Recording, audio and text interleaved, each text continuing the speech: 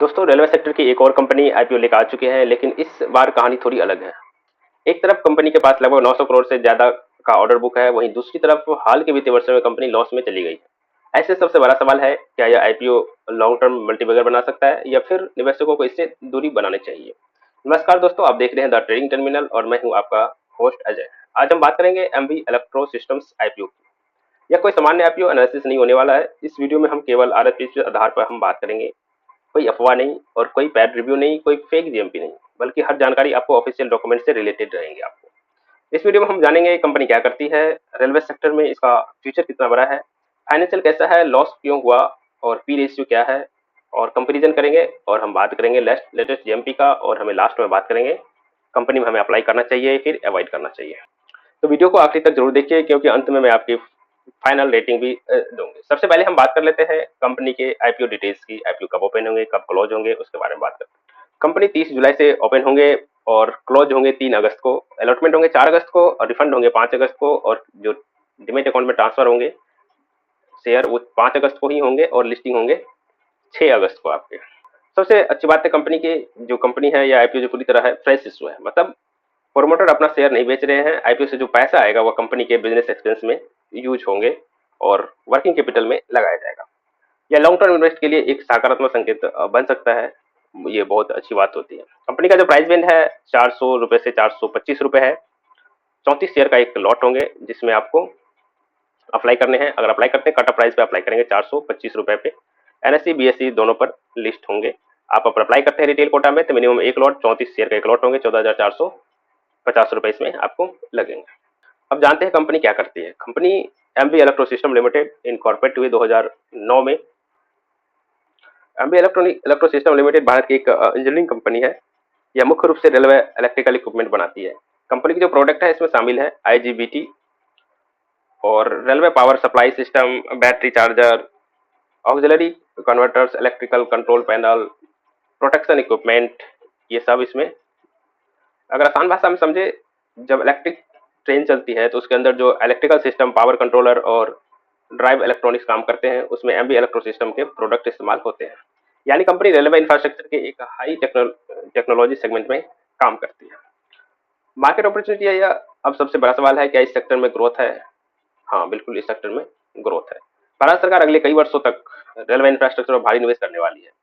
जैसे कि नई वंदे भारत ट्रेन आज चलाए हैं, डेडिकेटेड कॉरिडोर बनाते हैं, मेट्रो एक्सप्रेस करते हैं, रेलवे इलेक्ट्रिफिकेशन करते हैं और मॉडर्न कोच सब बनाते हैं।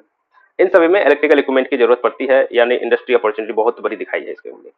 अगर कंपनी एग्जीक्यूशन सही रखती है तो आने वाले साल में ग्रोथ की अच्छी संभावनाएं बन सकती है। अब बात करते हैं कंपनी के ऑर्डर बुक की। कंपनी ने आरएचपी में बताया है, आरएचपी के अनुसार लगभग कंपनी के 921 करोड़ का से अधिक ऑर्डर है, एग्जीक्यूटिव ऑर्डर बुक मौजूद है। यही इस आईपीओ की सबसे बड़ी ताकत है, क्योंकि ऑर्डर बुक यह बताती है कि आने वाले समय में कंपनी के पास कितना काम पहले से मौजूद है। अगर ये ऑर्डर बुक समय पर एग्जीक्यूटिव होते हैं तो अगले कुछ वर्षों में रेवेन्यू में अच्छी ग्रोथ देखने को मिल सकती है। लेकिन एक रिस्क है। रिस्क यह भी है कि अगर प्रोजेक्ट डिले होते हैं या फिर रेलवे की तरफ से एग्जीक्यूशन स्लो होता है तो रेवेन्यू भी डिले हो सकता है। यानी ऑर्डर बुक बड़ी होनी अच्छी बात है, लेकिन उसका काम समय पर एग्जीक्यूशन होना भी उससे ज्यादा जरूरी बात है। मैनेजमेंट क्या कहते हैं उसके बारे में हम जान लेते हैं। मैनेजमेंट बोल रही है कि प्रमोटर का जो रेलवे इलेक्ट्रिकल इक्विपमेंट इंडस्ट्री में है उसमें बहुत ही उसका अच्छा अनुभव है। कंपनी पिछले कई वर्षों से इसी सेगमेंट में काम कर रही है। मैनेजमेंट का फोकस है हाई वैल्यू प्रोडक्ट पर जो कि बनाती है। अभी तक हम कंपनी में क्या आईपीओ के बारे में क्या क्या जान लिया, हम कंपनी क्या करती है, इंडस्ट्री कैसा है, ऑर्डर बुक कितना बड़ा है। लेकिन अब सबसे बड़ा सवाल है कि वास्तव में कंपनी प्रॉफिट कमा रही है या फिर फ्यूचर ग्रोथ की कहानी दिखा रही है। एमबी इलेक्ट्रॉनिक्स जो है अब तक आईपीओ में सबसे ज्यादा पैसा वही कमाता है जो स्टोरी नहीं फाइनेंशियल देखते हैं। चलिए हम बात करते हैं अब कंपनी के फाइनेंशियल के बारे में। प्रॉफिट आफ्टर टैक्स कंपनी का कुछ खास नहीं है। 2024-25-26 का डेटा दिया है 0.56 करोड़, 1.40 करोड़, और 2026 में -12.63 करोड़ है। मतलब कंपनी का ये नेगेटिव पॉइंट है। पिछले 3 साल में माइनस रिटर्न दिया, 2 साल पॉजिटिव है, कुछ खास पॉजिटिव था ही नहीं। और साथ में इसके बोरिंग भी बढ़ रहे हैं, 27 करोड़ से लेके 50 करोड़ के आसपास 2026 में आ गए। कंपनी जो पैसे उठा रही है आईपीओ से, उसका क्या करेंगे company, funding long term working capital requirement जो कंपनी का, उसके यूज करेंगे 180 crore, investment and research design पे यूज करेंगे 21 करोड़, और बाद बाकी जो है जनरल पर्पज के लिए यूज। कंपनी बहुत छोटा आईपीओ लेकर आई, 290 करोड़ का है, लेकिन फ्रेश इशू है, टोटल का total fresh issue, offer for sale नहीं है, तो ये 290 करोड़ पूरे कंपनी में यूज करेंगे। कहाँ का यूज करेंगे हमने देख लिए हैं, लगभग 201 करोड़ तक का हिसाब दिया है इसने, और जो बाद बाकी है वो कहाँ यूज करेंगे उसके बारे में हम बाद में बात करेंगे। पी रेशियो इसका हम निकाल नहीं सकते हैं, क्योंकि आरओई जो है वो नेगेटिव में है, तो इस वजह से हम इसे पी रेशियो निकाल नहीं सकते। कहीं आपको 20-25% दिखा रहे पी रेशियो, तो लिख इसका निगेटिव में है, हम अभी इसका निकाल नहीं सकते पी रेशियो। अभी तक हम कंपनी के बारे में जान लिए पूरे डिटेल्स, अब हमें क्या करना चाहिए, अप्लाई करना चाहिए फिर अप्लाई नहीं करना चाहिए, इसके बारे में हम जानेंगे। तो चलिए हम आपको ले चलते हैं टेलीग्राम चैनल पे, जहां हम आपको आईपीओ से रिलेटेड जानकारी प्रोवाइड कराए थे, उसके बारे में हम देख लेते हैं। इसमें हमने लेटेस्ट ग्रे मार्केट अपडेट किए थे, क्या ग्रे मार्केट अभी चल रहे हैं आईपीओ से रिलेटेड, उसका बारे में बात करते हैं। एमबी इलेक्ट्रॉनिक्स का अभी इलेक्ट्रो सिस्टम का 25% का ग्रे मार्केट, बहुत अच्छा शानदार ग्रे मार्केट चल रहा है। भले कंपनी का छोटा आईपीओ है, मिलने का चांस बहुत कम है, वो भी उसमें से भी 10% के आसपास रखा गया है, तो इसमें ग्रे मार्केट दिखा रहा है 25% के आसपास इसमें आप मिल सकते हैं। उसी तरह अभी बहुत सारे आईपीओ 4 आईपीओ चल रहे हैं, उसका सारे का ग्रे मार्केट इसमें हमने आपको टेलीग्राम में दिए थे। अगर टेलीग्राम ज्वाइन नहीं किया तो आप वीडियो के डिस्क्रिप्शन में लिंक मिल जाएंगे, आप टेलीग्राम चैनल ज्वाइन कर लीजिए, और साथ में हमारे यूट्यूब चैनल पर अगर नए हैं तो यूट्यूब चैनल सब्सक्राइब कर लीजिए, जिसमें आपको आईपीओ से रिलेटेड सारी जानकारी मिलते रहेंगे। अब क्या करना चाहिए, हमें अप्लाई करना चाहिए या फिर अवॉइड करना चाहिए, उसके बारे में हम जानकर लेते हैं।